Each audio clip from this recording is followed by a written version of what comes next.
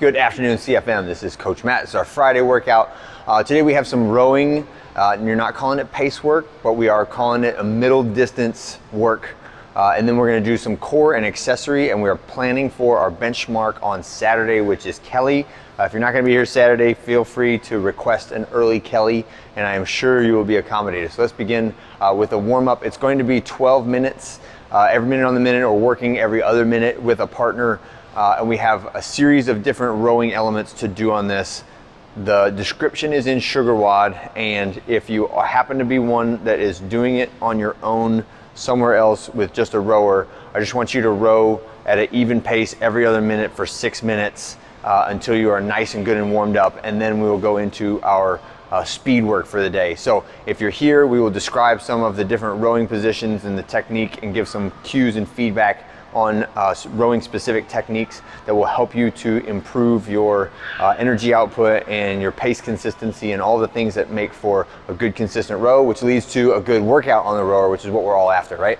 So the workout, our conditioning for today is 3 500-meter rows. We're calling them fast, calling them sprints, call them whatever you want. There's no one that I know of that can sprint for a full minute and 45 seconds, right? But we can all work really hard and feel extremely tired when we finish that row, and that's kind of our goal. I would like 3 relatively consistent rows, but I would also like for you to row so hard on the first one that you can't go quite as fast on the second one, and that you can't go quite as fast on the third one, right? So I know if your paces are getting faster as we go through, that you didn't really put out as hard as you could have on the first row. Sometimes that's just a learning experience. Like, I don't know what it feels like to pull really hard on the rower for 500 meters. And other times it's like, I'm afraid to go to that dark place where the row speed is the fastest because I know what it feels like. So I'm asking you to put that seeking comfort instinct aside, right? And use the part of your brain that is forward thinking and can delay gratification for at least 1 minute and 45 seconds or faster, hopefully for some of you, right? To get an awesome 500-meter row pace done. Now in SugarWOD, there's going to be 3 opportunities to score, and you're going to score your fastest one, but I don't want that to dissuade you from going fast on all 3 of them, okay?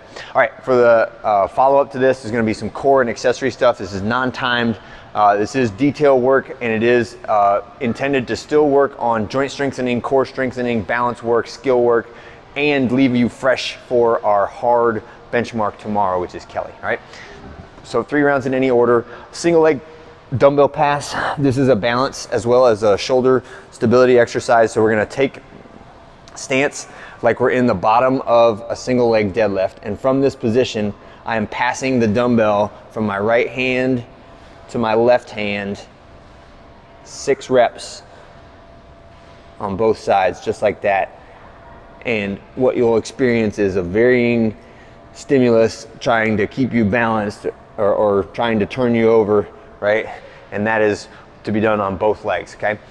Next one is gonna be 40 feet in each direction of a single leg hop. So we'll go 40 feet down with the right leg, 40 feet back with the left leg, and this is just practicing elasticity in those lower extremities and working on single leg jumping. Let's say like if you get to 10 or so in any one direction, you can be done in that direction. I don't want to overdo it. I want you to have a relatively short number of reps. You should be trying to get across the room in as few jumps as possible, right? Without overdoing it. So some of the keys for this one is that when I jump, the opposite foot should be cycling in the air, and it should finish with that kick back before it cycles like a reverse bicycle pedal, right, in the air. And once you feel the rhythm of it, that will become second nature.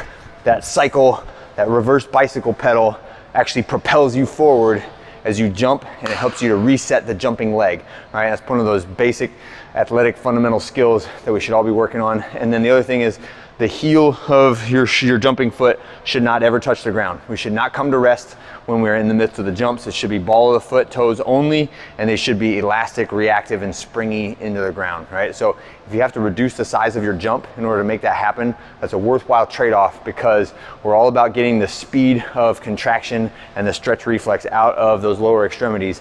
Way better than just a gigantic jump with one leg and then a complete dead stop and a collapse at the landing position, okay? So we need to be both creating force and then absorbing force and redirecting it every single jump, okay? After that, 20 reps of a med ball to toes. This will be like a V sit-up with a medicine ball together, and reach up and touch those toes with the medicine ball, and use in the range of 8-pound ball. So we have some 4s, some 6s, some 8s up there. If you're feeling super froggy and aggressive, go for a 10, but you don't need to do like a 20 or a 30 on this one.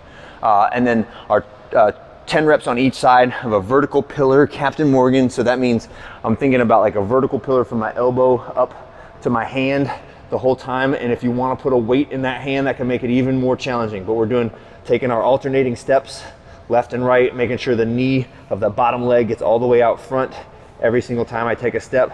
10 steps on each side. And then our final exercise is just a calorie Airdyne bike. And think of this as not a sprint, but just a slightly faster than warm-up pace.